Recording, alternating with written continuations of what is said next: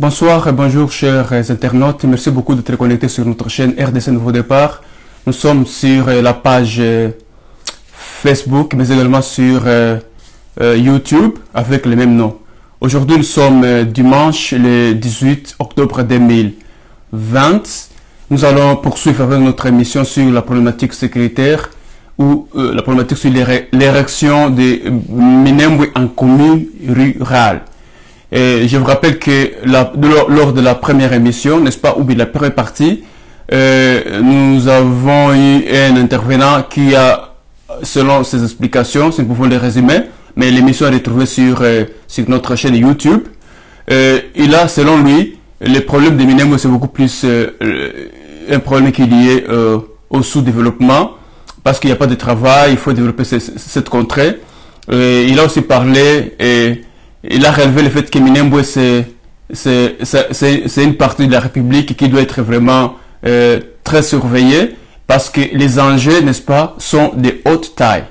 Mais quant à nous, dans notre conclusion, nous avons dit que on doit plutôt voir si la procédure légale a été respectée.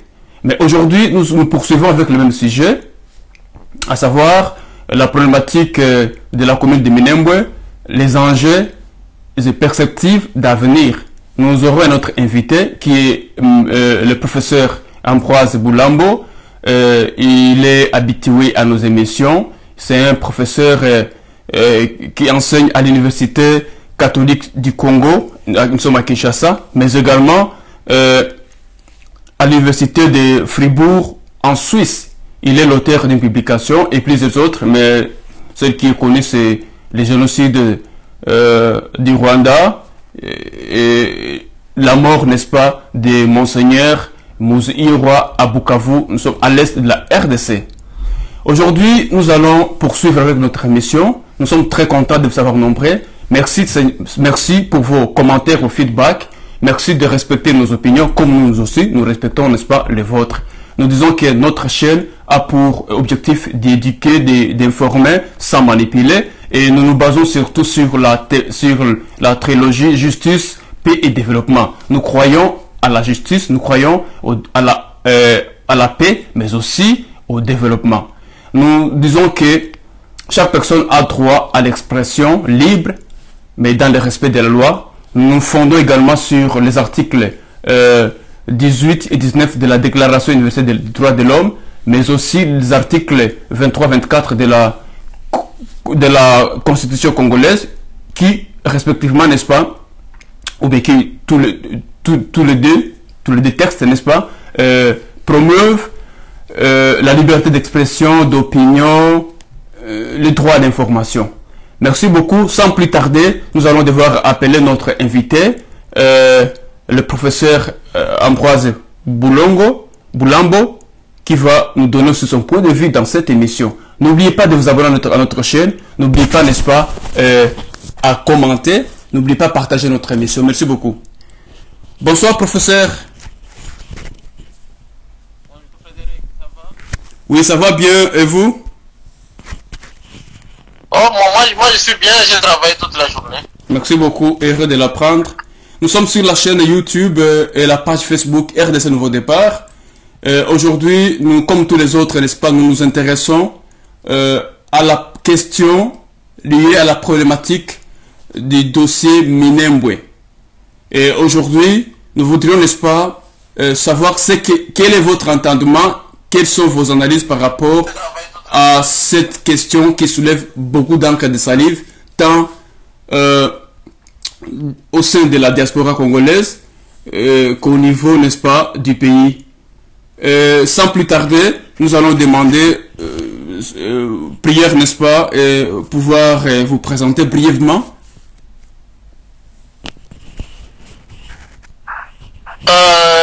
Mon nom c'est Ambroise Boulambo. Je suis professeur à l'Université catholique du Congo à Kinshasa. Merci beaucoup. Nous partons des faits constatés depuis le 28 septembre 2020. Il y avait une caravane appelée caravane de paix qui s'était dirigée vers les hauts plateaux de Fizi. Nous sommes à Minembwe. Minembwe, géographiquement, se situe dans le territoire de Fizi, c'est dans le haut plateau, précisément à Itombwe. Et au cours de cette caravane, est composée par plusieurs personnalités congolaises, les membres du gouvernement, les membres de l'Assemblée nationale, mais également du Sénat. Et il y avait aussi, on avait constaté aussi la présence de l'ambassadeur américain. Et au cours de cette visite, n'est-ce pas, il y avait, n'est-ce pas, la cérémonie ou les cérémonies d'investiture de l'autorité ou des autorités communales. Et cette question soulevait beaucoup d'encre de salive, aussi bien au sein de la société civile qu'au sein de la classe politique. Maintenant, aujourd'hui, nous voudrions savoir pourquoi cette question soulève tant de tensions en RDC et aussi dans la diaspora congolaise. Et c'est parce qu'il y avait la présence de l'ambassadeur américain. À vous. À mon avis, l'ambassadeur n'était pas présent les jours de l'investiture du bourgmestre. Oui. Il est venu le lendemain, donc il ne faut pas le mêler dans cette affaire-là.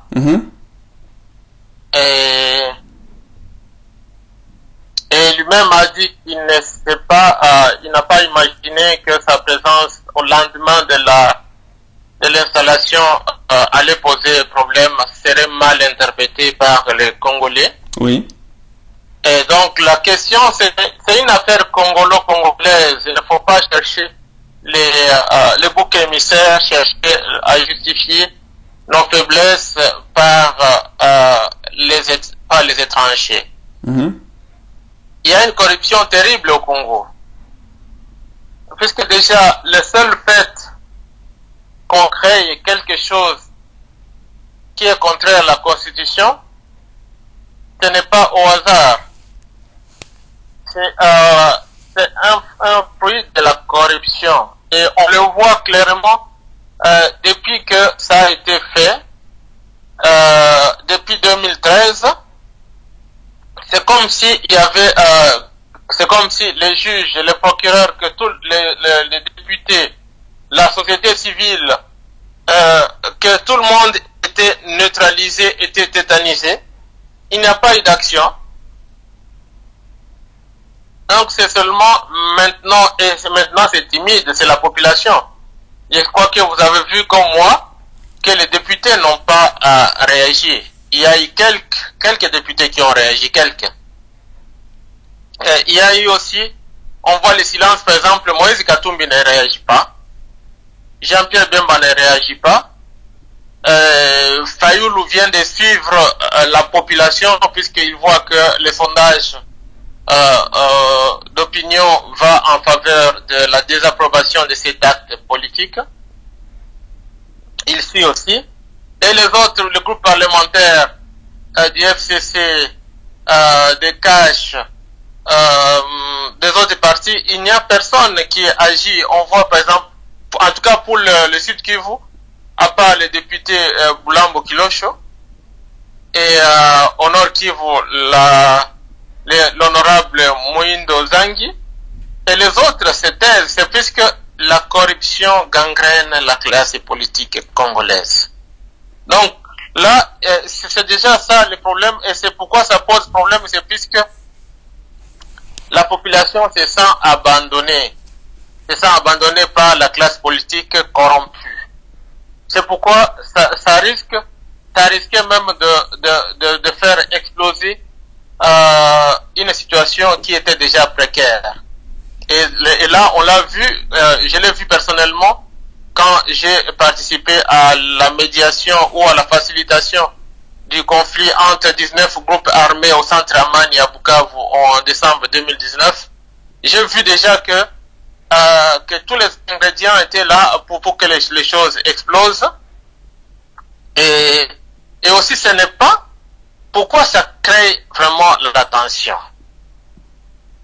À mon avis, il y a plusieurs raisons. La première raison est que c'est d'abord contraire à la Constitution. La Constitution parle des communes à l'article 4. Et la loi sur la décentralisation parle aussi des communes à l'article 46, on ne parle, nulle part on parle de communes rurales. Donc le décret, en principe, le décret est contraire et à la Constitution et à la loi. Deuxièmement, aussi selon la procédure de création des fameuses communes, il y a eu aussi fraude à la loi puisque l'avis conforme de l'Assemblée provinciale Sud Kivu n'a pas parlé de cette commune rurale. Donc il y a ça. Donc ça c'est sur le plan procédural, sur le plan constitutionnel. Mais sur le plan aussi des intentions, on voit que c'est une continuation de la rébellion RCD. RCD c'est un mouvement criminel. Pour moi RCD il est à comparer au parti nazi allemand puisqu'il a causé des génocides au Congo. Donc c'est un parti qui devait disparaître et dont les responsables, en tout cas les principaux, devaient être jugés. Donc et là c'est pourquoi ça a provoqué puisque déjà sous RCD il y avait eu un arrêté signé par Joseph Mudumbi qui créait le territoire de Minembwe. Ça a créé déjà des problèmes à l'époque.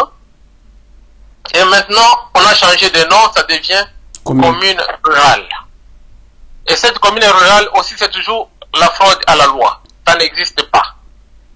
Et là, c'est pourquoi ça a fait des problèmes. Et notre problème, ce n'est pas seulement la dénomination commune rurale ou la création. C'est créé d'abord ça empiète sur le territoire coutumier de beaucoup de peuples qui existent, des Babembe, des Bafulero, des Lega, des Banyindu, puisque je crois que comme ça empiète sur leur territoire, donc on ne peut pas créer juste une nouvelle entité décentralisée par plaisir. Et ça ne doit pas empiéter les territoires ancestraux. Puisqu'on est en train de confondre les territoires créés par les colonisateurs et les territoires ancestraux qui existaient avant l'arrivée de Stanley. Donc, et aussi, donc là je vais revenir. Et puis, ce que les gens ne savent pas, c'est que vous voyez par exemple, le peuple Lega, oui, il s'identifie par rapport à deux rivières, Ulindi et Lila. Oui. Et le source de Lila et Ulindi, c'est sur le haut plateau, c'est vers Minembwe. C'est sur la chaîne de Mitumba. Oui. Et quand vous arrivez même vers Kasika, à Luindi, vous trouvez un clan qui s'appelle Nabatumba. Je ne sais pas si vous connaissez ça, les Batumba. Oui, je connais. Et les Batumba, ce sont les peuples des chaînes de Mitumba. Oui. Et leur origine, c'est là, donc les sources d'eau des Lega, puisqu'il y a les Lega qu'on appelle les Lega de Malinga et les Lega d'Entata. Les Lega d'Entata, ce sont les Lega qui sont au nord des rivières Elila et Ulindi, les Bassi, les consorts, et les Lega de Malinga, ce qu'on appelle les Bagonza, qui sont au sud. Donc cette partie Chabunda et Pangi jusqu'au fleuve Congo. Donc créer ça, c'est empiéter sur le territoire Lega. Les territoires traditionnels, ce n'est pas le territoire créé par les Blancs, par les colonisateurs, non. C'est le Boulega. Donc vous voyez, au Kivu, il y a les territoires qu'on appelle les Boubembe. Donc quand les Belges sont arrivés, ils ont trouvé le territoire Boubembe. Quand ils ont trouvé le territoire Bush, ils ont trouvé un territoire Boulega, ils ont trouvé un territoire Buhavu, mais il n'y avait pas un territoire Bunyarwanda, il n'y avait pas un territoire Bunyamulenge, il n'y avait pas un territoire, mais il y avait un territoire Bafulero, puisque les Bafulero, donc tous les Bafulero, les Bavira, leurs Mwami viennent tous, ils sont tous des Nalwindi. Yeah. Donc ils sont descendus jusqu'à Lemera. Quand vous voyez Lemera et Kasika, c'est très proche. Oui, oui. Et Rubarika, c'est très proche. Tous les Bami de Walungu, ils sont des Weza, 3, 4, tout ça, c'est sont de Luindi. Oui. Donc déjà, prendre la source de Luindi, c'est simplement violer les traditions profondes de ces peuples de là. Donc on ne pouvait pas, en aucun instant, s'il y avait par exemple une ville qui s'était développée à Minembwe, on aurait dû créer une ville, une cosmopolite comme Kinshasa, comme Kamituga, où il y a tout le monde, mais en aucun cas on ne peut pas créer une ville monoethnique ou une commune monoethnique de Tutsi. Donc c'est ça qui fait un problème à ce niveau-là. Donc il y a d'abord la fraude dans la création, oui. Il y a aussi l'atteinte au territoire qui existait, donc qui existait avant l'arrivée du colonisateur. C'est que des peuples qui étaient là, que je viens de vous citer, les Bubembe, les Bulega, les Bushi, les Buhavu, ainsi de suite. Donc ça touche à cela. Donc c'est ce qui fait que les gens se sentent. Et puis il y a les liens affectifs profonds avec les deux rivières, Ulindi et Elila. Leur source, c'est sur la fameuse commune de Minembwe. Et donc c'est ça qui fait vraiment qui fait problème. Le problème, ce n'est pas la nationalité, puisque les Banyamulenge sont des Congolais, ce n'est pas un problème. Ok. Oui. Merci beaucoup pour ces explications. Mais vous venez de parler d'un point très important en qualifiant les RCD comme un mouvement terroriste à l'époque. Et j'en profite d'ailleurs pour rappeler à nos auditeurs, à nos téléspectateurs que hier c'était la commémoration, n'est-ce pas, du 21e anniversaire de la mort de plus de 20 femmes qui étaient enterrées vivantes à Mwenga par les RCD. Et donc toutes ces victimes attendent toujours que la justice soit rendue. Donc c'est quelque chose à déplorer. 21 ans après, il n'y a pas toujours de justice. C'est pourquoi on qualifie les mouvements, les groupes ou bien le RCD devenu parti politique aujourd'hui un mouvement terroriste. Et aussi il y a beaucoup de crimes qui ont été documentés, n'est-ce pas, dans le rapport mapping. Si vous voulez en savoir plus, vous pouvez visiter nos émissions sur notre chaîne YouTube RDC Nouveau Départ. Je poursuis en disant que nous venons aussi de relever qu'il y avait violation de la loi sur la décentralisation de 2008.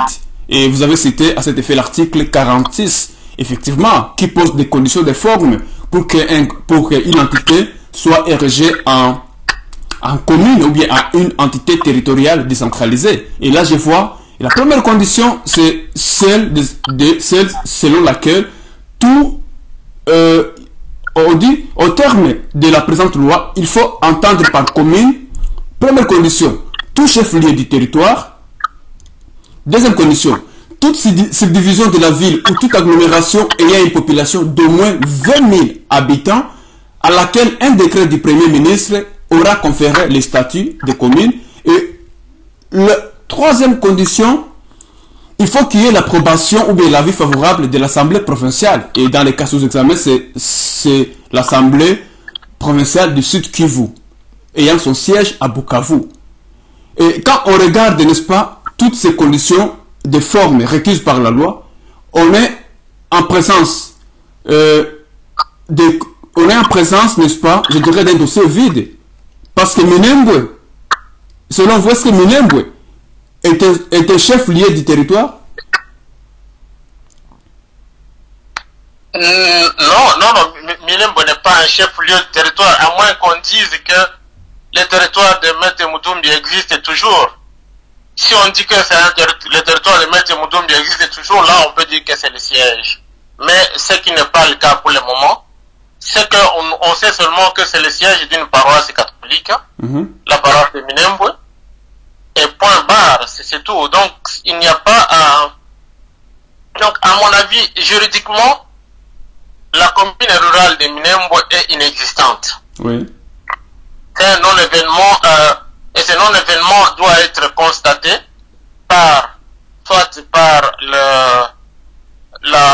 le Premier ministre actuel, qui doit le constater et annuler.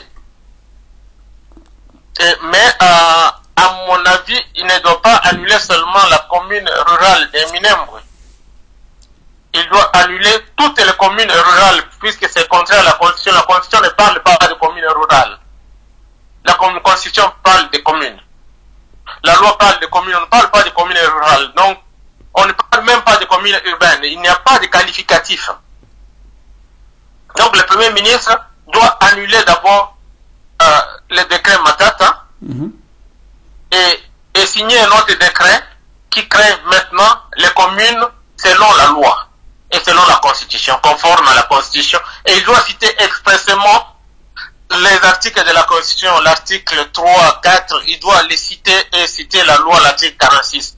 Pas le verbiage, vu la Constitution, non, quel article. On doit dire clairement de quel article on se réfère à quel article. Donc il y a d'abord ça. Ça peut arriver aussi que le procureur peut aussi saisir ou chaque personne intéressée, surtout les ethnies ou les peuples qui sont concernés par la spoliation de leurs terres. Hein. Attendez un instant, parce que la question suivante, n'est-ce pas, sera en rapport avec cet élément très important dont je tiendrai compte, n'est-ce pas, au cours de cette émission. Poursuivant avec les éléments constitutifs pour qu'il y ait la création d'une commune. Nous venons d'éliminer le premier élément qui est tout chef-lieu du territoire. Vous venez de relever que Minembwe n'a jamais été le chef-lieu du territoire parce que Minembwe se trouve géographiquement dans le territoire de Fizi. Donc Minembwe n'est pas le chef-lieu du territoire de Fizi. Deuxième critère ou deuxième élément, la loi exige qu'il y ait une agglomération d'au moins 20 000 habitants. Est-ce que peut-on trouver 20 000 habitants à Minembwe? Parce que nous voulons être objectifs dans notre analyse. Et moi, bon, au moment où nous parlons, on peut dire qu'il n'y a pas, et je crois que selon le constat, oui, raisonnablement, il n'y a pas 20 000 habitants. Mais je ne voudrais pas m'appesantir sur cette condition-là. Oui. C'est une condition formelle naturellement. Tout à fait. Mais puisque avec nos frontières poreuses, aujourd'hui, la nuit, les Banyamulenge peuvent organiser une déportation des Rwandais venus, je sais pas, aujourd'hui, cette nuit est remplie cette condition de 20 000 habitants. Donc pour moi, ce n'est pas relevant. Hein? Ok. Mais c'est ce qui est relevant pour moi, c'est de savoir que même si on remplissait cette condition, il y a des conditions aussi de fonds. Il y a des conditions de fonds, parce qu'on ne peut pas ériger un territoire jusqu'à empiéter sur les territoires coutumiers d'autres peuples. Par exemple, on ne viendrait pas, donc on ne viendrait pas créer, par exemple, une collectivité chefferie des Lega à Iju, puisqu'à Iju il y a des Bakanga. Donc on ne viendrait pas le faire là, puisque là ça serait empiété sur le territoire de Bahab. Donc même si à Iju il y a 20 000 Bakanga, oui, on ne peut pas aller créer une commune rurale de Bakanga à Iju. Donc, il y a aussi ce fait-là. Ça, c'est une condition matérielle, une condition de fond. D'accord. Donc là, non seulement il n'y a pas 20 000 habitants, Oui. mais aussi, même si les 20 000 étaient là, on ne peut pas créer un territoire, une commune sur un territoire appartenant à d'autres peuples. D'accord. Ce n'est pas inter nullius comme disaient les colonisateurs à l'époque que il y a le Christophe Colomb a découvert ou Diego Cao a découvert l'embouchure du fleuve Congo alors que les Bakongo habitaient là. Donc voilà, donc ce n'est pas le cas. Ce n'est pas le cas. Voilà. Donc, au regard de l'article 46 de la loi sur la décentralisation de 2008, des critères ne sont pas réunis, notamment ce n'est pas un chef-lieu du territoire, parce que Minembwe n'est pas le chef-lieu du territoire de Fizi. Deuxièmement, il y a des doutes que cette agglomération est au moins 20 000 habitants. Et là, on peut se fonder sur les rapports de l'ancien ministre de l'Intérieur, M. Denis Kalume, à l'époque, en 2008, qui avait exclu, n'est-ce pas, Minembwe en entité territoriale. À l'époque, il y avait un débat au sein du Parlement, à l'époque où M. Vital Kamerhe fut le président de l'Assemblée nationale. Et la troisième, c'est la condition relative à l'avis favorable de l'Assemblée provinciale, qui, selon les déclarations faites par les élus provinciaux, n'est-ce pas, cet avis n'a pas été obtenu. Et donc, carrément, l'article 6, donc, les conditions requises au terme de l'article 6 de la loi sur la décentralisation ne permet pas que Minembwe soit une commune. Je poursuis. Quand vous venez de relever le fait que il s'agit là d'une terre appartenant aux autochtones, appartenant, n'est-ce pas, aux autorités ancestrales.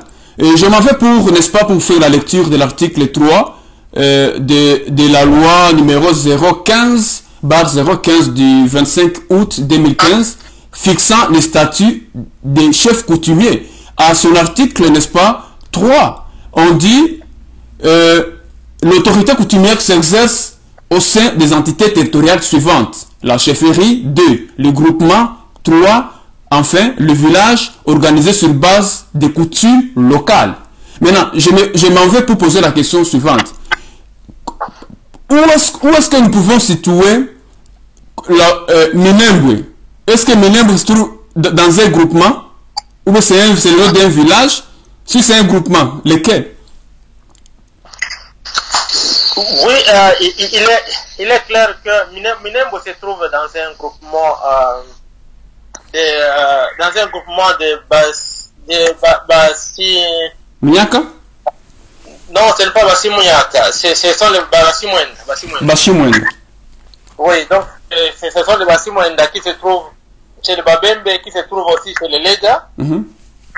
C'est leur territoire.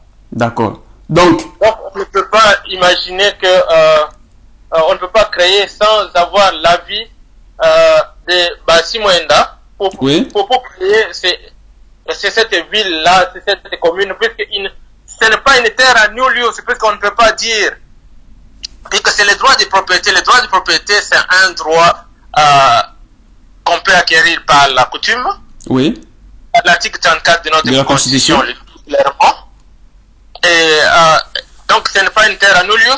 Et ce territoire-là que les différents clans, les gars, Babembe ont acquis selon la coutume depuis des temps immémoriaux. Il n'y a personne qui connaît quand est-ce qu'ils sont devenus propriétaires de là. Et ils n'ont pas eu la volonté d'abandonner cette terre-là. Oui. Et donc, ils peuvent l'exercer erga omnes contre tout le monde. Oui. Et y compris contre le gouvernement. Oui. Donc, le gouvernement ne peut pas lui-même dire nous exproprions le territoire de Minembwe pour créer une ville. Donc, si c'est le cas, ils doivent demander aussi aux juges administratifs, Oui. dans une procédure d'expropriation, Voilà. et donner une indemnité équitable au Bassimwenda, Oui. pour dire voilà que nous avons exproprié votre territoire pour en créer une ville de Minembwe. Et là, ils ont le droit au recours jusqu'à la Commission africaine des droits de l'homme. Ils peuvent toujours recourir pour spoliation de leurs terres, comme les font les Maasai pour le moment. Ok. Donc, en tout état de cause, ils n'ont jamais eu la volonté d'abandonner leurs terres. Donc, on peut dire aussi que le décret aussi est contraire à l'article 34 de la Constitution, puisqu'il viole les droits de propriété acquises selon la coutume des populations. Tout à fait. Voilà des arguments que la société civile congolaise, mais également les victimes, n'est-ce pas, ou bien toute personne, au lieu de se jeter dans les débats, n'est-ce pas, des nationalités qui risquent, n'est-ce pas, de perdre de vue, qui risquent, n'est-ce pas, d'attiser la haine. Voilà les arguments que le professeur vient de présenter. Et je pense que des arguments qui valent leur pesant d'or. Et voilà des arguments. Il vient de citer l'article 46 de la loi sur la décentralisation de 2008. Il cite aussi l'article 3. Nous venons aussi de citer l'article 3 de la loi sur les statuts des chefs coutumiers qui protège, n'est-ce pas, qui cite les groupements comme une entité, n'est-ce pas, une entité et comme une juridiction de l'autorité coutumière. Minembwe se trouve dans l'un des groupements, n'est-ce pas, qui forment le territoire, n'est-ce pas, des Fizi. Et donc, si on crée Minembwe comme une commune, ça veut dire on est en train d'empiéter, n'est-ce pas, sur une juridiction, sur l'étendue d'une entité existante. Et là, ça va créer encore des conflits. Ça veut dire que ça ne valait pas la peine, n'est-ce pas, de créer Minembwe au regard de l'article 3 de la Constitution. Mais également, on dit que, il vient de dire que l'article 34 de la Constitution, l'article 4 de la Constitution, 34 de la Constitution, parle des droits acquis conformément à la coutume. Parce que cet article dispose que la propriété acquise conformément à la coutume ou à la loi est protégée par la Constitution. Et donc, nous sommes en face des terres ancestrales, des terres acquises selon des lois coutumières qui, au regard, n'est-ce pas, de la loi sur les statuts des autorités coutumières, est protégée. Donc, ce sont des valeurs ancestrales qu'il doit protéger. Et dans les cas sous examen, il faut noter qu'il n'y a pas eu la procédure d'expropriation pour cause d'autorité publique. Ça veut dire l'État n'a jamais lancé la procédure selon laquelle les terres appartenant aux autorités coutumières doivent être, n'est-ce pas, expropriées pour une cause d'intérêt public. Et dans pareille hypothèse, il faut qu'il y ait ce qu'on appelle l'indemnisation. Et c'est toute une procédure, donc on ne peut pas se réveiller. Donc tout ceci n'a jamais été fait. Est-ce que peut-on maintenant conclure qu'il s'agit ici de faux usages de faux? Bon, là c'est une question. Là c'est une question pénale et là ça dépend. C'est une compétence du procureur d'établir son acte d'accusation souverainement. Oui. Donc, mais à mon avis, avec la corruption terrible dans le pays, je ne vois pas comment le procureur va le faire, et surtout qu'il n'est plus indépendant. Oui. Le ministère public n'est plus indépendant, qu'il faut l'ordre du gouvernement. Et avec un gouvernement de coalition, je ne vois pas si le procureur aura cet ordre d'établir cet acte d'accusation. Mais pour nous petits citoyens, hein, oui. Pour nous petits citoyens, et je crois que je dois rectifier la terre chez les Lega et chez les Babembe. La terre n'appartient pas au chef coutumier. Oui. La terre, c'est une chose commune qui appartient à chaque membre des clans. Oui. Donc c'est ce qui fait que là, là ça appartient à tous les Bassi Mwenda. Donc chez chaque Moussi Mwenda a sa part virtuelle dans le territoire de leur groupement. Donc ils sont héritiers communs. C'est comme un groupe d'individus à qui le père laisse une propriété. Une villa, et cette villa là, on ne peut pas, chacun est propriétaire de la chose, du tout de la villa. Oui. Donc chacun peut agir devant le Conseil d'État, devant la Cour constitutionnelle, pour atteinte à son droit de propriété. Donc là, c'est le droit de propriété. Ce n'est pas seulement droit de propriété collective et individuelle de chaque citoyen qui a été touché par le décret en question. Mais il semble que vous ayez des doutes, n'est-ce pas? Vous avez des doutes que l'action ne puisse pas aboutir si jamais la justice serait saisie. Maintenant, quelle est votre recommandation formulée à l'égard des victimes? À mon avis, quand c'est la Constitution, la justice va aboutir. Puisque si c'est l'article 34 de la Constitution, et si c'est l'article 53 de la Constitution sur le droit de l'environnement, et qui est heurté par les sources d'eau, les sources d'eau qui seront pour l'agglomération de 20 000 personnes, oui.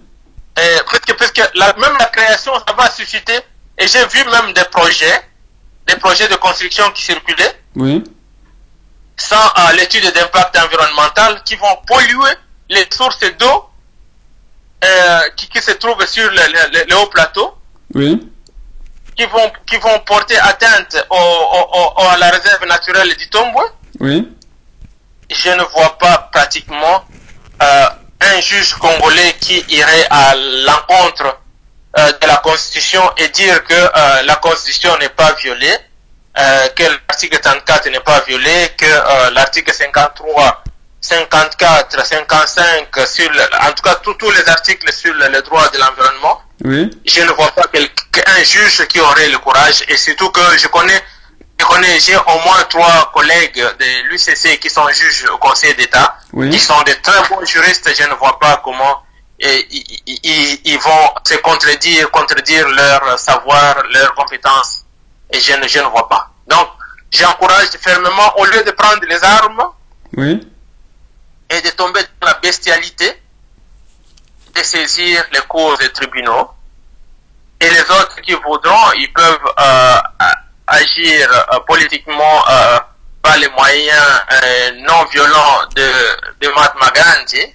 oui, et pour obtenir l'annulation du décret querellé par le Premier ministre Ilunga. oui. Et pour les autres, donc pratiquement la commune, elle porte atteinte, non seulement elle met en danger l'environnement du pays, oui, elle met en danger la propriété collective et individuelle de beaucoup de personnes, oui, qui sont des autochtones, qui sont des propriétaires. Je ne parle même pas d'autochtones, ils sont des propriétaires de la terre. oui. Donc il ne suffit pas d'être autochtone pour être propriétaire de la terre de Minembwe, non. La terre appartient à un groupe de gens. Puisque je vois aussi, j'en arrive là, beaucoup oui, de gens font la guerre des dates. oui. Comment? Il y a beaucoup de gens qui disent que, non mais écoutez, mais les Banyamulenge sont là depuis 1800. Les Banyamulenge sont là depuis le 7e siècle. Les Banyamulenge sont arrivés du Rwanda au 19e siècle, en début du 20e siècle. Les autres disent, oui, non, c'est seulement en 1920. Les autres disent, non, en 1959. Mais ce n'est pas ça le problème. Oui, Puisque le fait de venir en 1800, donc avant la création de l'État indépendant du Congo, Oui. ne vous faites pas les propriétaires de la terre. Puisque M. Stanley est venu aussi en 1876. Mais on ne dit pas que puisque Stanley est venu en 1876, que tous les Britanniques, que tous les Belges sont devenus des propriétaires du Congo. C'est une anecdote. Monsieur, comment on appelle le typotype qui est venu de Zanzibar,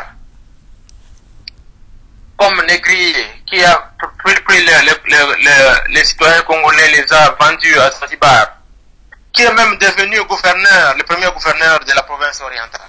Oui. Mais on ne dit pas que typotype et les membres de son ethnie sont des Congolais d'origine et qui sont propriétaires de la terre du Congo.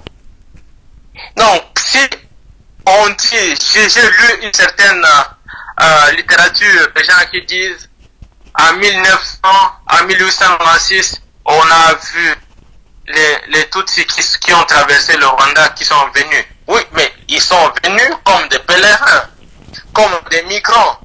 Et en étant des migrants, ils ne sont pas des propriétaires de la terre, puisqu'ils ont trouvé des gens qui étaient là. Donc, ce n'est pas une question de dire que puisqu'on est venu se promener, vous voyez par exemple Diego Cao. Oui. Il est arrivé en 1482 à l'embouchure du fleuve Congo. Mais on ne dit pas que l'embouchure du fleuve Congo appartient aux Portugais. Oui, ça c'est vrai. Puisque les Bakongo étaient là. Avant lui. On a le roi Zinga Nkoufou était là. Donc, c'est la même chose. Donc, la guerre des dates, hein, des datations, savoir quand est-ce que les Banyarwanda sont arrivés, et Tutsi ou Hutu, c'est irrélevant. C'est irrélevant puisqu'ils ont trouvé la terre était déjà occupée. C'est la loi du premier occupant. Et ce n'était pas une terre à nullius qui n'appartenait à personne. Ça appartenait aux gens qui étaient là, aux autochtones, du territoire. Et tout le monde le sait. Donc ce n'est pas un argument de poids. Oui.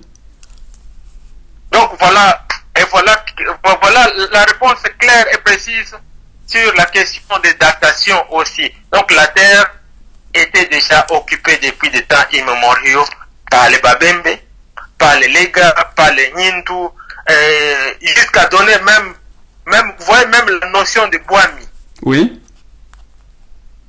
Et la notion de Boami, ce sont les Lega qui ont créé ça.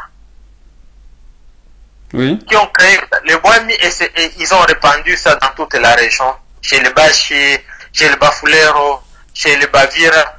Donc, et quand les Banyarwanda sont venus, ils ont trouvé ces peuples étaient déjà là, ces territoires étaient déjà occupés. Donc, lorsqu'on parle dans la constitution congolaise des peuples, des Congolais d'origine, Oui. des peuples et qui avaient leur territoire, on ne parle pas du Banyarwanda puisque les Banyarwanda n'avaient pas leur territoire sur le territoire congolais. Donc ils sont des Congolais par acquisition, par le décret de Mobutu, l'ordonnance loi de Mobutu de 1972. C'est à ce moment-là qu'ils sont devenus des Congolais. Sinon, pourquoi Bisengimana allait demander à Mobutu de signer l'ordonnance s'ils étaient déjà des Congolais? C'est plus qu'ils savaient qu'ils n'étaient pas. Donc ils sont des citoyens par acquisition. C'est pourquoi il y a cet acte ordonnance présidentielle, puisque les autres ils n'ont pas cette ordonnance-là. D'accord. Donc, oui. Donc la question de nationalité ne se pose pas. Donc c'est un faux débat. Ceux-là qui pensent que c'est une question qui doit être traitée par rapport à la nationalité, c'est un faux débat. Vous venez de donner des articles, le débat qui est purement juridique par rapport aux valeurs même culturelles, ancestrales, n'est-ce pas? Vous venez d'évoquer des dispositions légales et relatives. Merci beaucoup pour cette précision. Mais je pense que les gens ont compris ce qu'il faut faire en pareille circonstance. Chers amis, chers internautes, nous vous prions, n'est-ce pas, de ne pas être pris dans les pièges, de ne pas verser les sang inutilement. Pourtant, il y a des voies légales qui sont disponibles pour vous. Et là, je viens de retrouver l'article 162, deuxième alinéa de la Constitution, qui donne le droit à toute personne, n'est-ce pas, de saisir la Cour constitutionnelle pour tout acte législatif ou réglementaire qui viole la loi, qui viole la Constitution. Et dans les cas sous examen, au regard des articles que notre intervenant vient de citer, n'est-ce pas, on a violé la Constitution. Sans parler de l'illégalité ou la légalité de l'acte en soi, donc la procédure de l'acte ou bien les décrets portant érection de Minembwe, notamment en commune, n'est-ce pas, qui est un sujet, n'est-ce pas, sujet qui n'est pas à l'abri des commentaires ou des critiques, parce que là on a relevé l'article, plusieurs articles, notamment l'article 46 de la loi sur la décentralisation de 2008. On a parlé aussi de la loi sur les statuts de chef coutumier. Et là, on a cité l'empiètement, n'est-ce pas, d'une entité territoriale qui est les groupements. Les groupements, c'est une entité territoriale. Et donc, Minembwe se trouve dans un des groupements d'une entité territoriale, n'est-ce pas, qu'on appelle le groupement des Bashimwenda. Et donc, voilà, vous avez de la matière qui peut, n'est-ce pas, vous être utile pour gagner cette cause au lieu de vous engager dans un débat inutile, un débat qui vous... je ne sais pas, un débat qui risque de faire perdre, n'est-ce pas, de vue. Merci beaucoup, professeur, pour ces éclaircissements. Quel est votre dernier mot? Non, mon dernier mot, s'adresse à tout le monde qui se sent à tous les esprits chauffés, oui, par cette affaire, de ne pas s'échauffer puisque la justice congolaise existe. Et quand si la justice devait faillir, il y a aussi la justice internationale qui est là. Il y a la Commission africaine des droits de l'homme, il y a le Comité des droits de l'homme des Nations Unies. Donc on ne peut pas, il y a beaucoup de moyens pacifiques de résolution de conflits. Donc la justice, il y a les moyens politiques qui peuvent utiliser non violents. Et à nous faire Yamulenge aussi de savoir qui sont les Congolais et qu'il n'y a personne qui va les chasser du Congo. Et de plus, si d'aventure on tâcherait de les chasser puis qu'ils ne sont pas discriminés, ils ont 60% de postes au commandement militaire congolais. Dans la police, ils ont beaucoup de postes. Donc, je ne vois pas. Donc, l'ethnie qui est majoritairement représentée dans l'armée et à l'état-major, ce sont des Tutsis. Ils sont majoritaires. Donc, ils doivent se calmer et savoir que si on doit parler vraiment de discrimination, ils seront les grands perdants dans cette affaire-là, puisqu'ils sont les premiers à discriminer les autres dans l'armée. Au niveau aussi du gouvernement, ils ont beaucoup de postes dans le gouvernement par rapport à d'autres communautés congolaises. Vous voyez par exemple les Banyindu, au sud Kivu, les Banyindu sont le groupe le plus minoritaire. Mais ils n'ont pas un ministre. Ils n'ont pas 5 généraux à l'état-major général de l'armée congolaise.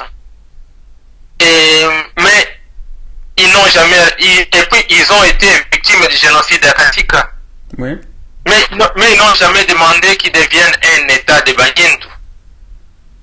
Et aussi, un autre problème, c'est que les Banyamulenge doivent comprendre aussi que si ils avançaient dans leur projet, c'est pourquoi il y a acharnement sur Minembwe, c'est puisqu'ils croient que c'est un premier pas qui va le conduire vers la création de l'État indépendant du Minembwe, mais ça ne sera pas viable. Donc on est bien dans l'unité congolaise. D'accord. Donc ils sont mieux en étant citoyens congolais, pendant que les autres sont en train de se renforcer, les Européens sont en train de se renforcer dans l'Union, et ils veulent choisir la solution du Kosovo. Le Kosovo, je l'ai vécu quand il a été créé. Ils ont fondé l'UTK, qui était considéré comme Ogumino. Ils ont créé l'État, mais ils ont déchanté, ils sont rentrés à nouveau en Suisse, ils sont rentrés en Allemagne, en France, c'est puisque le Kosovo n'est pas viable. Et Minembwe risque de subir le même sort. Et puisque même leurs vaches, ils sont totalement en paix. Les vaches de Banyamulenge sont vendues à Lugushwa, à Kintu, à Kamituga, à Mwenga. Ils y circulent nuitamment pendant la journée sans armes et en paix. Voilà, voilà la réalité. Et si ils doivent dire qu'ils sont menacés ou ils ne sont pas menacés, puis que ce sont ou criminalisés ou tentatives d'être exterminés, c'est juste le contraire. Ce sont eux qui seraient jugés majoritairement comme criminels, puisqu'ils ont appartenu, ils ont été le point central de l'AFDEL, le point central du RCD. Et ici, les crimes ont été commis, les crimes contre l'humanité, les génocides ont été commis pendant les deux grandes guerres, plus la guerre de CNDP, M23, les Banyamulenge ont été totalement salis et ils ont participé activement à tous ces crimes-là. Donc, ils ont le temps de se calmer, de se regarder dans les yeux et de dire aux autres, pardon, nous sommes des Congolais, marchons ensemble, fiers d'être Congolais, fiers d'être Zaïrois. Je vous remercie. Merci beaucoup. Bonne soirée. Merci beaucoup pour votre disponibilité. Et nous comptons encore vous inviter à la prochaine, à toutes fins utiles. Merci beaucoup. Bonsoir. C'est moi qui vous remercie. Merci. Voilà, chers internautes, nous sommes très contents. Je pense que vous venez d'être édifiés par rapport à ces analyses des professeurs. Vous venez de trouver la matière. Il vient de lancer un message de paix. Ne vous battez pas, ne vous tuez pas, ne tombez pas dans les pièges de génocide, ne tombez pas dans les pièges de violence, parce qu'il y a des mécanismes légaux que dont vous pouvez faire valoir pour, n'est-ce pas, réclamer vos droits. Si la communauté de Bembe estime être victime de l'expoliation ou bien l'exploitation des terres ancestrales, n'est-ce pas, je pense que la loi est claire. Nous venons de relever des dispositions légales, des dispositions constitutionnelles, n'est-ce pas. Vous avez la possibilité de saisir la Cour constitutionnelle pour l'inconstitutionnalité du décret. Ça, c'est de 1. Parce que d'abord, ça porte atteinte à la droit de la propriété. Et parce que l'article, on a cité l'article 34 de la Constitution, qui dispose à son premier alinéa que la propriété est sacrée et elle est protégée. Et deuxième alinéa, la propriété acquise conformément à la loi ou à la coutume est protégée par la loi, par l'État. Et donc, considérant que les terres ancestrales, n'est-ce pas, les terres situées dans la juridiction de Minembwe, qui, à son tour, n'est-ce pas, est sous contrôle ou est inclus dans le groupement de Bashi Mwenda, n'est-ce pas, c'est déjà une terre ancestrale, n'est-ce pas, qui est reconnue à cette communauté-là. Ça, c'est vraiment une voie à suivre. Mais aussi, il y a possibilité d'attaquer l'arrêt s'agissant du territoire de Minembwe, pour ceux-là qui ont intérêt. Si d'autres Congolais ont intérêt, par exemple, dans d'autres communautés, pas dans d'autres territoires, sur d'autres territoires où on a créé des communes, s'ils ont cet intérêt, ils peuvent se fonder sur cet article, l'article 46, s'agissant de Minembwe, spécialement l'article 46, qui pose des conditions pour qu'une entité soit érigée en commune. Et notamment, il faut que cette entité soit le chef-lieu du territoire. Nous avons analysé, Minembwe n'est pas le chef-lieu du territoire de Fizi.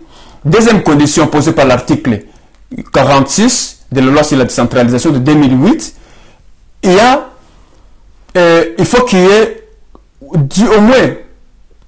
au moins 20 000 habitants dans cette agglomération, n'est-ce pas, cette entité.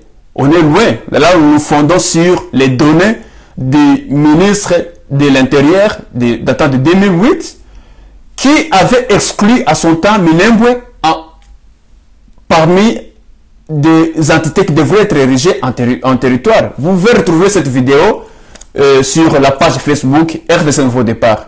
Et la troisième condition, toujours requise par l'article 46, c'est celle liée à l'avis favorable donné par l'Assemblée provinciale du Sud Kivu, notamment ici. Parce que selon la déclaration des députés provinciaux, même les anciens députés provinciaux, il fait état de la fraude. Ça veut dire, à son temps, l'avis contenant la liste des entités qui devraient être érigées en commune, Minembwe, en commune et ville, Minembwe ne faisait pas partie. Et voilà, vous avez les éléments légaux sur base desquels vous pouvez fonder votre action devant la justice. Et pour le cas de l'article 46, vous pouvez aller devant les conseils d'État pour saisir, n'est-ce pas, cette juridiction et obtenir droit. Il y a aussi autre possibilité, en vertu du principe de parallélisme des formes, ou bien de l'acte contraire. Le Premier ministre peut annuler ce décret-là, soit l'annuler à l'entièreté, soit annuler seulement les cas des Minembwe qui posent problème.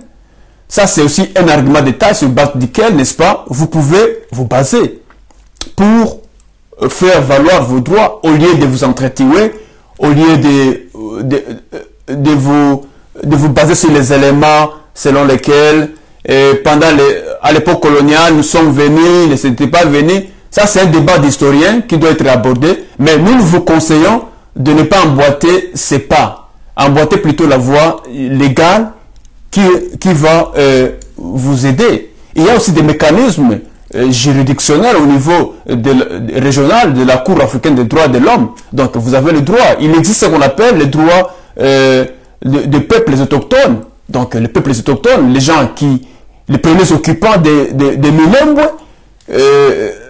Itombwe, peuvent saisir, n'est-ce pas, cette juridiction. Bien entendu, il faut avoir épuisé les voies des recours internes, mais il existe des exceptions devant la Cour africaine des droits de l'homme, et lorsqu'il n'y a pas, le droit à un procès équitable n'est pas garanti, il y a possibilité, n'est-ce pas, de s'en passer. Et il y a d'autres conditions, n'est-ce pas, qui sont posées par la charte, et il y a aussi une grande jurisprudence en la matière qui fonde, n'est-ce pas, cette action lorsque nous sommes dans une situation exceptionnelle. Et c'est là aussi qu'il faut ajouter que l'article 3 de la loi sur le statut des chefs coutumiers, n'est-ce pas, qui protège ces derniers, parce que cette loi protège la coutume et ça définit la coutume comme des valeurs ancestrales, n'est-ce pas, des valeurs qui sont connues et protégées par la loi et l'État, et on les considère comme le socle de la communauté qui remonte à des temps immémoriaux. Donc on ne peut pas aller ériger une commune sur une juridiction ou bien une entité territoriale qui est un groupement. Okay. Je pense que vous avez compris suffisamment. Mais le professeur aussi a parlé de la mise en danger de l'environnement. Ça veut dire il y a les articles 53 et 54 de la Constitution, n'est-ce pas? Voilà des arguments qui peuvent vous aider, n'est-ce pas, pour faire valoir vos droits si vous sentez que vous êtes lésé. Au lieu de vous bousculer dans les débats, sur les réseaux sociaux, vous vous injuriez, il y a des chansons ici et par là. Mais au-delà de tout ça, il faut promouvoir la paix. Merci beaucoup pour avoir suivi, n'est-ce pas, notre émission. Merci de vous abonner à notre chaîne. Merci également pour avoir partagé et continuer à partager nos vidéos. Nous sommes là pour vous et nous allons poursuivre avec la dernière partie pour clôturer cette séance sur la problématique des Minembwe. Voilà, les enjeux et les perspectives d'avenir sont énormes pour vous et vous pouvez, n'est-ce pas, comprendre et vous pouvez les utiliser à toutes fins utiles. Merci beaucoup. RDC Nouveau Départ, je m'appelle Frédéric Bigou Kayabo. Merci et à la prochaine.